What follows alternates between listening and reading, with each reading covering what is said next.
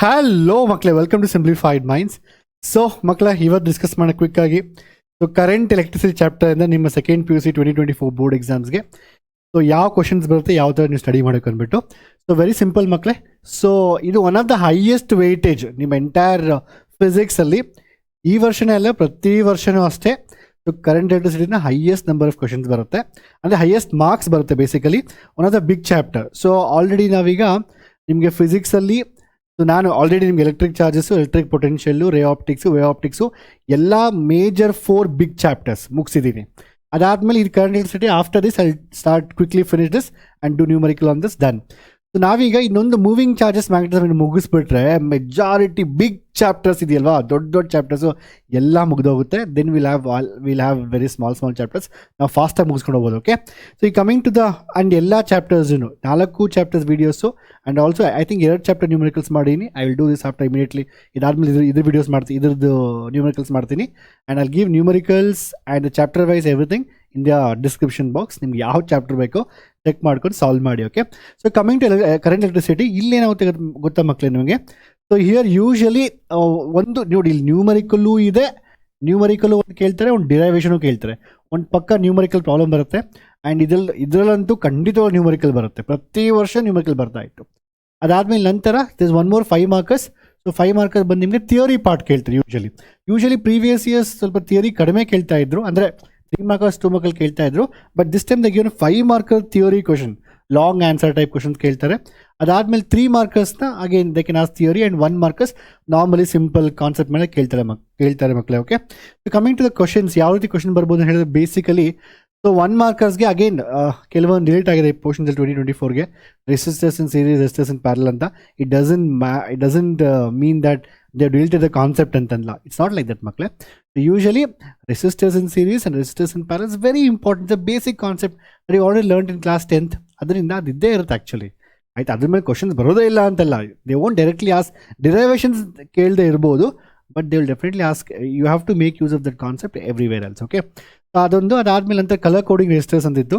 Usually 1 marker 2 marker ಬರ್ತಾ ಇದೆ. Colour coding ಕೊಟ್ಬಿಟ್ಟು you have to find resistance ಅಂತ, ಅದೊಂದು ಡಿಲೀಟ್ ಮಾಡಿದ್ದಾರೆ. ಆ್ಯಂಡ್ ಪೊಟೆನ್ಷಿಯಲ್ ಮೀಟರ್ ಮತ್ತು ಅದಾದಮೇಲೆ ಮೀಟರ್ ಬ್ರಿಡ್ಜ್ ಅಂತ ಅದು ಬಿಟ್ಟು ನೀನು ಎಲ್ಲ ಆಲ್ಮೋಸ್ಟ್ ಎಲ್ಲ ಎಂಟೈರ್ ಚಾಪ್ಟರ್ ಇದೆ ಮಕ್ಕಳೇ. ಸೊ 1 markers ನಿಮಗೆ ಫಿಲ್ ದ ಬ್ಲಾಂಕ್ ಟೈಪಲ್ಲಿ FIB ಟೈಪಲ್ಲಿ ಬರುತ್ತೆ. Even that's fill the blank type. Just go through once all the 1 markers.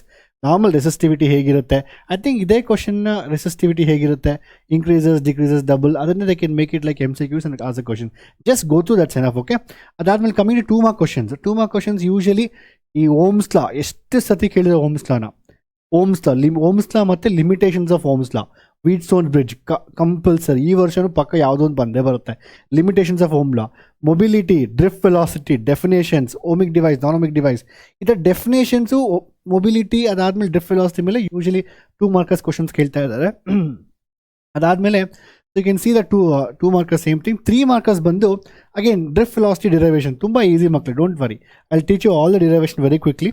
So ಅದಾದಮೇಲೆ J = ಸಿಗ್ಮಾ ಇ ಪ್ರೂವ್ ಮಾಡಿ. 2 limitations 2 marks, 3 limitation 3 marks. And KCET and KVL ಮೇಲೆ ಕೇಳ್ತೀವಿ usually.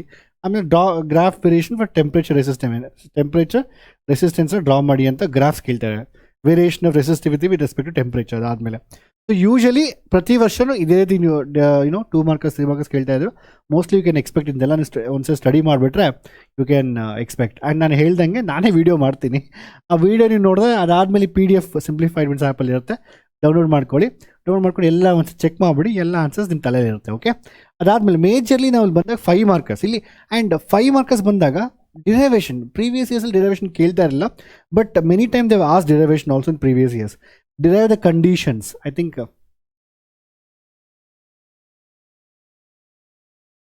So ಇಲ್ಲೇನಂದರೆ derive the conditions. So basically ನೋಡಿ, ಇದು 5 markersಗೆ. So derive the conditions for balanced Wheatstone bridge using KCL, using Kirchhoff laws. And even this year model paper also they asked same question. Obtain a condition for balanced Wheatstone bridge using Kirchhoff rules and the simple derivation iruthe makle. Adalme drift velocity, derived expression for conductivity. Again usual 3 marker barutte, but sometimes they ask for 5 marker also. Adu bit innond derivation tumba important derivation ide.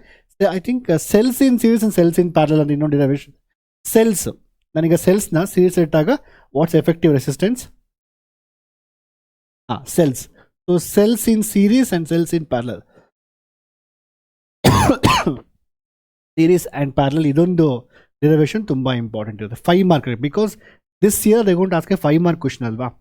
ಅದರಿಂದ you have to mainly focus on Wheatstone bridge derivation and you have to focus on cells in series, cells in parallel.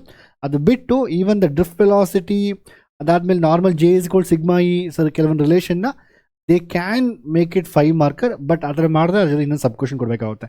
But anywhere ಅದು 3 mark ಕೇಳಿ 3 marks is very important ಅಲ್ಲ. Drift velocity, J is equal sigma E proof, Ohm's law limitations, ಈ ಥರ ಪ್ರಾಪರಾಗಿ. And I will do the video on this now.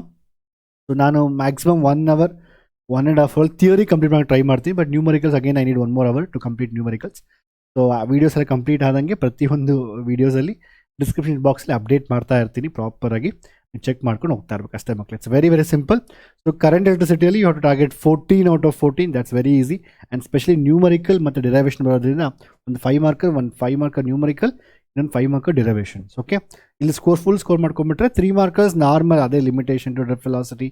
1 marker they can ask anywhere ಮಕ್ಕಳು. Concept ಕೇಳ್ಬೋದು. ಈಗ I think model ಪೇಪರಲ್ಲಿ they ask about resistivity of a copper ಏನಾಗುತ್ತೆ, increase decreases, ಈ ಥರ ರೆಸಿಸ್ಟಿವಿಟಿ ಮೇಲೆ, ರೆಸಿಸ್ಟೆನ್ಸ್ ಮೇಲೆ, ಓಮ್ಸ್ ಲಾ ಲಿಮಿಟೇಷನ್ ಮೇಲೆ ಯಾವುದೋ ಒಂದು ಸಣ್ಣ ಟಾಪಿಕ್ ತೊಗೊಂಡು they can ask the MCQs. So ನೀವು ಪ್ರಾಪರಾಗಿ ಥಿಯರಿ ಅರ್ಥ ಮಾಡ್ಕೊಂಡಿದ್ರೆ so MCQs won't be a problem for you. Okay, we will do everything. Do not worry ಮಕ್ಕಳು. Okay, and that's it. See you in the lecture videos. Bye bye. Take care.